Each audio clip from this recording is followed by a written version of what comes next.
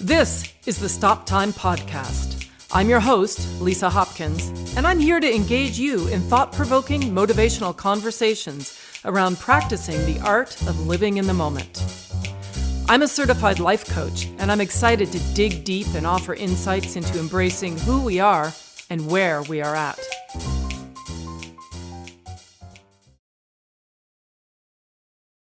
The sacrifice and rigorous training of Russian ballet is well documented. The quest to achieve the almost unattainable aesthetic of the art form is one that my next guest is intimately familiar with. Despite the fact that she endured the physical, mental, and emotional stress inflicted upon her in her training, she became the sublime image of perfect line, physical beauty, and grace. But today, I celebrate the even more sublime energy, heart, and spirit that she has become. And I hope that you will enjoy today's conversation as much as I did. So today I'm speaking with world-renowned master ballet teacher, Russian superstar, Madame Olga Vaginova. Madame Olga resides in Manhattan today and is in high demand for her distinctive teaching style, which stays true to the purity of Russian ballet, while at the same time pushing artistic boundaries to evolve dance into the future. She brings joy and laughter to ballet with hopes that students will reach their true potential. No matter your age or level, all are welcome into Olga's magical world. It is with the greatest pleasure that I invite you to join us today and experience the joy that is Madame Olga Vaginova. Thank you. I am so interested in speaking with you about your journey. Yes, me too. Let's start talking. You know, this podcast is done in the context of, grew out of the holding space for the creative people during this pandemic. And so I like to start by asking my guests, what would you say is the greatest challenge you have faced so far in these uncertain times? What comes to mind first for me is to remember that I'm a human, because sometimes I feel like I'm in the twilight zone. I feel like I'm in another world that's not the world that I was used to. Feeling human, having human connections. So the first thing that I think of is just remembering that I am a human being and what it's supposed to feel like and how I'm supposed to be in the world. Just, you know what I mean? Like,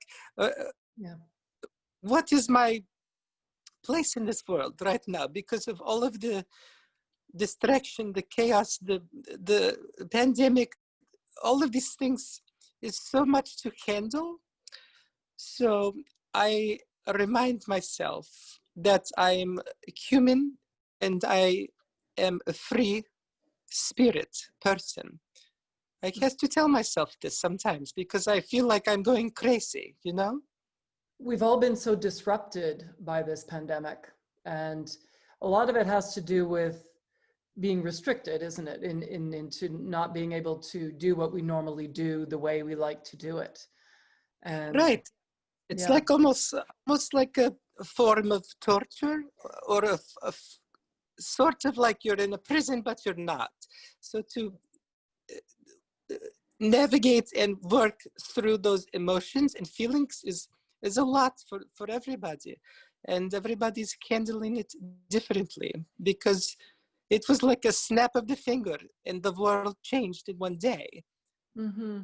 So much for the human beings to handle, to process. Yeah. You know, we're 7 months in now, so some people's getting used to it, some people's getting angry, some people is fighting back. Everybody is on their own journey. I think it's interesting what's happening in the world, honestly. I'm curious to know what discoveries you've made about yourself. I feel like I've become a little bit more spiritual in the sense of really questioning what am I? What are we? Why are we here? What is my purpose? What is your purpose? Lots of questions. I find myself asking more questions that I wouldn't ask before. So many questions. What can I do today to make the world better?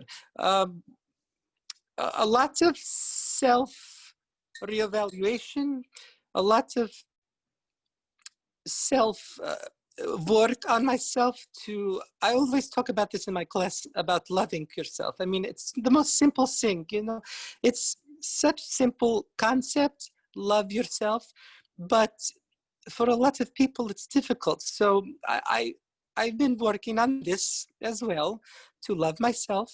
Sometimes I look in the mirror and I say, Olga, I love you, just to be kind to myself.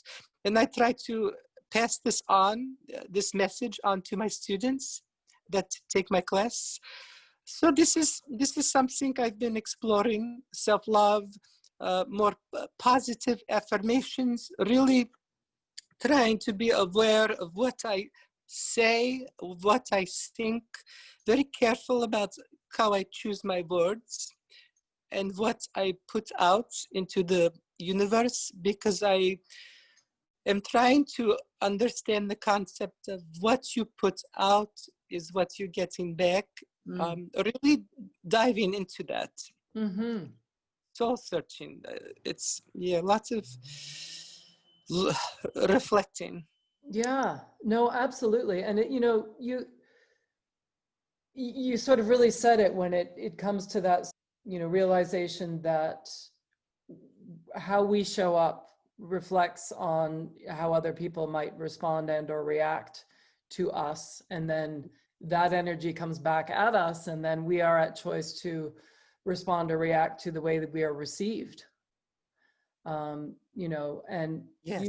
you are clearly, you know, the reason I really wanted you on the show was that for me, without knowing you, so I don't want to be presumptuous, but just from what I've seen, is that you are unafraid to be who you are. And also I get the sense that you haven't necessarily arrived, but that you're in the journey of who you are. Talk to me a bit about that, if that makes sense. Yes, the last 7 months has been a journey. Lots of reflection, like I said before. I want to learn new things. I want to listen to people who know more than I do. I want to listen to life coaches, people who help other people, because I want to help other people. I want to learn as much as I can, because I really feel like it's my responsibility to teach, to give, to love, to teach people to love themselves. I really feel like my purpose has become very clear, more defined during this pandemic, of why I'm here and what I'm supposed to do. I really want to help people. This is the honest truth. When I'm helping people, make them laugh, make them happy, make them feel love for themselves, I know I'm doing what I'm supposed to be doing. And during this pandemic, there's been lots of surprises. I never planned to teach online. I always teach in person. I never planned to do, none of us did. So I just went with it, just to see, okay, let me see how this goes. And it's been a really special way to connect to people that I don't know, but I feel like I am developing relationships with them. Lots of love. We give each other lots of love during class. When I teach, I believe that I'm not just teaching ballet. I love ballet, and it's beautiful, of course, but I believe maybe there's more that I'm supposed to do. If I can reach people and change their lives to make a little bit better, not just ballet, then I feel like I'm doing what I'm supposed to do. This is my hope anyway. Every day I wake up and I say, what can I do today to be good? What can I do today to learn and to teach and to help? Lots of people is lost right now, and we need each other, you know? We all need each other. I don't like to get mixed up in all of the noise that's happening in the world. Yes, I'm aware of everything. I'm not blind. Like, I see all the things that is happening, but my way of dealing with all of that is to get more quiet and to just teach. This is my way to handle the pain of that the planet is experiencing right now. That's my way. Everybody has their way to handle all of the things that is in our faces. My way is to get quiet and to try to love bigger, try to love more myself and the people that is in my my environment around me. I choose to love. I choose to love bigger, deeper. I'm making this choice. This is my way. You understand? Absolutely. No, it's crystal clear. I'm curious to know how much that has changed from how you felt before. Yeah, I was always crazy. I was always searching for more through ballet. Ballet is a vehicle for me to reach people. Yeah. But ballet is my training. It is huge part of who I am and what I do for my living. But it's a vehicle for me to dig deeper. I want to go deeper.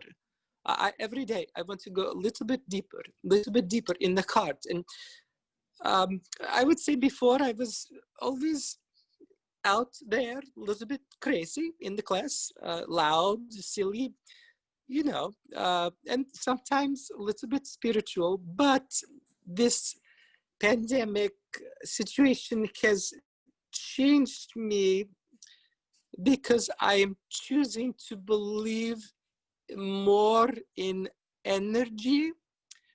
I'm choosing to believe more in light. I'm choosing to believe deeper love.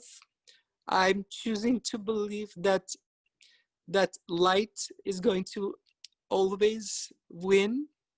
I'm making these choices. I want to make these choices. This is where I'm at right now. No, yeah. I understand 100% completely. I mean, the work I do as a coach, I'm called a core energy coach. And what I coach is the energy, not the story. Wow. So I am trained to read intuitively what is not being said and the energy around what is being said. You're speaking my language. That's exactly why I love what I do. No, and with my background in dance as well, I completely relate. My whole life, I have been drawn to teaching. So I feel a kindred spirit with you about that. I'm really curious. Your training is in classical ballet, which mine wasn't. I mean, of course I had ballet training, but we all know that with classical ballet, there's such a regiment. There's one way to do it right. And it's fascinating to me that you came up through that, and yet you've now arrived in this more spacious place, through that rigid training. And I'm curious to know if it was a response to pulling away from the rigidity of the ballet training while still preserving the inherent beauty of the art form. I mean, I think you just said it better than I could. Ballet it's just so difficult. You give your life, you fall in love with ballet, and you give your life to it. And I did for a very long time. A lot of teachers I had were not very nice. They were cruel. They say many mean things to me about my body, about my personality. They can be very crushing. So yes, my way of teaching is freedom mixed with humor, mixed with, of course, the proper ballet technique as much as I can. You maintain the technique, the tradition, everything that has to be, done technical. Mm-hmm. But I really push a more calm, loving environment, because I believe that you can get the result with love. Mm-hmm.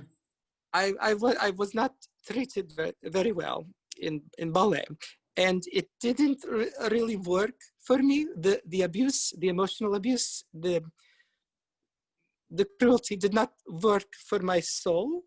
So I choose to not be like them. And I think it works just as well as being a mean teacher. You don't have to be a monster to be a ballet teacher. Absolutely. And it strikes me that what you're doing in dance, with your high credentials and your high level of skill and experience, but then coming from the heart and allowing for the dancers to not wait to become the artist to tap into their heart, but rather learn with that heart is, I just want to celebrate you. I mean, it's just an absolute gift to the community, really. Thank you. Thank you so much. This is what I want. I did most of this learning just by myself, because nobody taught me anything about what you think, what you say, positivity. I didn't get any really support or education. It's also a different generation, So all of these things that I'm trying to learn every day and understand and give to my students. I wish it would has been wonderful if I had that positivity class. The kids is always struggling, sad, depressed, crying, injured, worrying. It's a lot of pressure for. Oh my God, yes. You provide so much love and light to your students and those who have been lucky enough to experience your magic. I'm so curious to know how does Olga refill Olga's cup? Let me tell you, sometimes it's difficult. It's sometimes I feel like my cup is running empty. I do meditate. I do. I read. I read a lot. I should sleep more. I could use more sleep. I do positive affirmations a lot. I do them a lot because I need. I actually need. I don't. Not maybe need is not the word. I get a lot of results from them. I'm saying the positive words, but I feel like sometimes I can believe it more, and I would love to believe it more. So I'm working on actually believing what I'm trying to accomplish, what I'm saying. I'm working on believing it, because self-love for me has been a problem. So I work on loving myself a lot. I really do. I do quite a bit of work on loving myself. I learned from somebody once, they saying, if you love yourself, you're not going to hurt yourself, and then you're not going to hurt other people. And it's very beautiful, simple concept. If everybody worked on loving themselves, there's not going to be any more fighting or wars. There'd be no bombs, no war, I think that it's probably the cure for the planet, to heal the planet. Heal the planet is self-love. If you love yourself, the planet is going to be happy, calm, loving. Okay, you're not going to want what the other person has. I believe this might be really a big answer to problems in the world, is to love yourself. Mm-hmm. So I think if I work on this for me, like I do this for myself, and then I can try to help other people do this for themselves, and then it's like a little bit they call trickle effect. I don't know, like. Yeah. Um, I hearken back to in your bio where it tells your story about, when you were 5 and you leapt into a full split across a frozen river to save a baby coyote. I mean, you weren't thinking about, making a perfect jeté. You were thinking about saving the coyote, right? Absolutely. Well, first of all, I was very talented. I was, born to dance. Like my parents saw the talent. But this story about the coyote is true, and I just cared about the coyote. It wasn't about the dancing. It was about the humanity in that moment, I think. Yeah. But the metaphor for that moment and for what you're doing now is incredible. I never really thought about connecting those things. That's interesting. Thank you for pointing this out. I like it. Yeah, it's so beautiful because you were simply helping people through the vehicle of your dance, literally. Yeah, and I'll tell you, like, I love ballet. I turn out, extension, blah, blah, blah, jump, pirouettes. But sometimes I'm just like, you know what? I don't care. I just want to help your life. Mm-hmm. This. I feel like this. Yes, ballet is beautiful, and it's a way in to to to connect to other humans and to affect other humans. It's my way in to be able to go deeper. Yep. Yep. It makes it so about so much more, doesn't it? I mean, it makes it about the journey. And so, although I'm sure many of your students will go on to be, divas and beautiful ballerinas and professionals and beyond, they will remember the journey in a different way than what you had, and it sounds like you're really trying to give them what you felt you would have liked to have had despite having made it. Yeah. That's absolutely correct. I'm trying to be the teacher that I didn't have. Yep. I had great teachers, don't get me wrong. I learned from the best, but I needed somebody to take care of my heart. Mm-hmm. And to teach me to love myself. I didn't get somebody to help me with this. So I am becoming the teacher that I needed. Yep. And I think this is part of my purpose. Yeah. Absolutely. Yeah. No, absolutely. Tell me, what is your definition of living in the moment? I think that being in the moment is when every thought in your head is gone. Poof. It's like completely present, not a thought, not a care, not a worry. You just feel the moment. You can feel it. You open your eyes and you see everything. I see the blanket. I see the light. I'm here. And you're not in your thoughts. It's very easy to get caught up in the brain thinking all the time. But it's like when you meditate, right? The point is to just let everything go. And if you can feel this way while you're awake and in life, if you can feel this complete freedom, like, oh my God, I'm here. That's the feeling to me of being in the moment.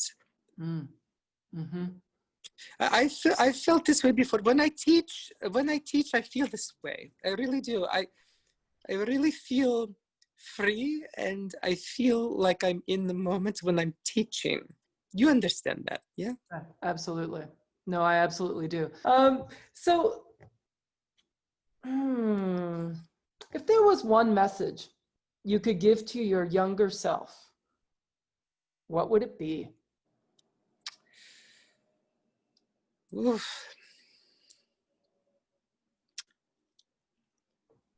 This is a hard one. First, I would say,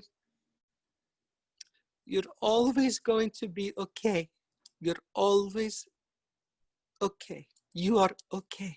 You're safe. You're safe. I believe this. I think this is what I would like to tell my younger self, that I am safe. Mm-hmm. I always felt like I wasn't safe. I always felt like I was scared of people, of the world, but the ballet world was so scary and overwhelming. Mm-hmm. I never felt safe. I always felt like I was going to be emotionally abused or taken advantage of, or yeah, I would tell my baby Olga, Mm-hmm. you are safe. That's the thing for me. Yeah, safety. I needed the safety. Mm-hmm. Yeah. Yeah. Yeah. No, thank you so much for sharing that with me. It's you know, I really believe that, she's still there. She's in you. She knows. The little kid in us is still there. Absolutely. Yeah. Sometimes I can feel the little one Mm. there, Mm-hmm. and connect to this the young self. Yeah. Yeah. Yeah. Yeah. No, it's beautiful. It's beautiful. Wow. All right. We'll lighten this up a little bit with a little rapid fire. So I'm gonna say what makes you, and then I'll say a word, and then you just say what comes to your mind. For example, what makes you hungry? Sushi. What makes you sad?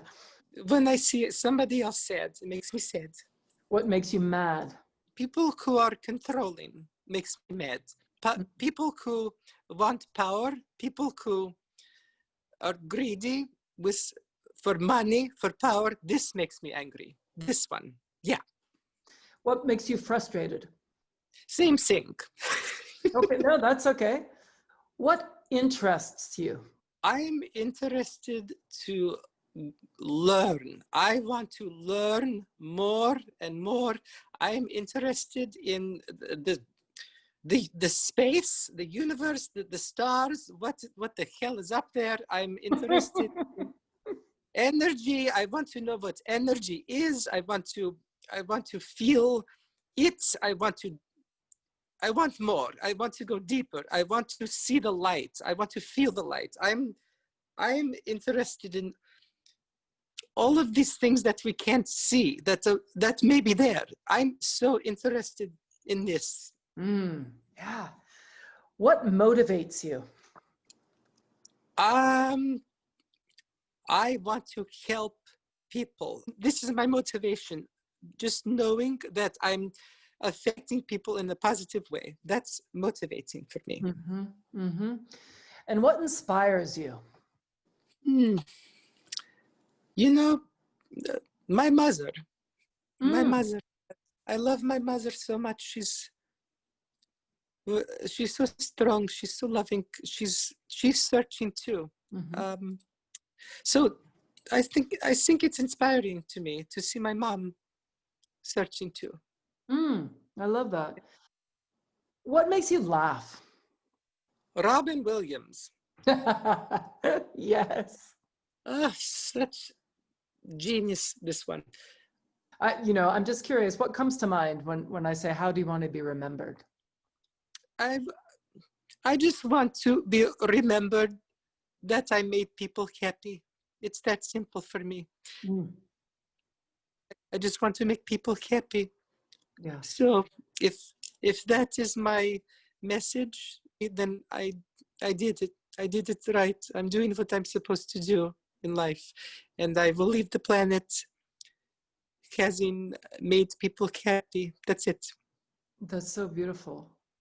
Tell me if I'm wrong, but I'm kind of excited by this idea that as a coach, what I'm hearing glimmers of is that you are learning that there is energy in you and an acknowledgement and a validation of yourself that will help you achieve this goal. This is absolutely correct. I am just in the beginning stages of learning about energy. And how I can use my energy to affect other people's energy. Yeah. I'm very interested in this, and I want to go in. I want to go in. I want to know. I really want to go further, deeper. I'm ready. That's so amazing. I love that. And I'm excited for you because I think that I can really see from my perspective that your journey has begun. And you know, when I read this, I'm just going to share it with my listeners. It says, it was in your bio, I believe. It says, Olga wants to share and spread kindness, acceptance, laughter, passion, connection, peace, and above all, love through the vessel of dance. She wants to make the world a better place, one pirouette at a time. I do. Hallelujah. Amen. Amen. Amen. All right. Amen. Just before we go, what are the top 3 things that happened to you today? Today. Yeah. Today. Top 3 things. Well, number 1, I taught a ballet class, and it was hard today. It was a lot of work. So that happened to me because I taught. I hasn't left my apartment today, so not much can happen. Let me see what happened today. I had like mental, energetic reminder that I'm free today. So I just had that like light bulb in my head that said, Olga, you're free and you need to share that with your students. So I did today in the class. Oh, God. This is fantastic. This is going to be your homework because it's an exercise we do in coaching where it's gratitude and we do it all day long. So if you could wake up in the first 10 minutes and say, what are your top 3 things? Just realizing that there is gratitude to be found everywhere. And when you start to look for it, you start to find it and realize that it is there. I'm going to try this every day. It's a beautiful exercise. So I just wanted to share that with you. Yeah. I love that you share. I'm going to do this. Yeah. Olga, I'm truly, truly grateful for the opportunity to have spent this time together and to bask in your magic, really. Thank you. Me too. I really enjoyed it. I don't get interviewed a lot. So for me, it was really special to open up about me and talk to you. For me, yeah, it was a special experience. I don't get to do this very often. I'm always teaching, and I don't usually get to speak. So thank you. I've been speaking today with Madame Olga Vaginova. Thanks for listening. Stay safe and healthy, everyone. And remember to live in the moment. Amen. In music, stop time is that beautiful moment where the band is suspended in rhythmic unison, supporting the soloist to express their individuality. In the moment, I encourage you to take that time and create your own rhythm. Until next time, I'm Lisa Hopkins. Thanks for listening.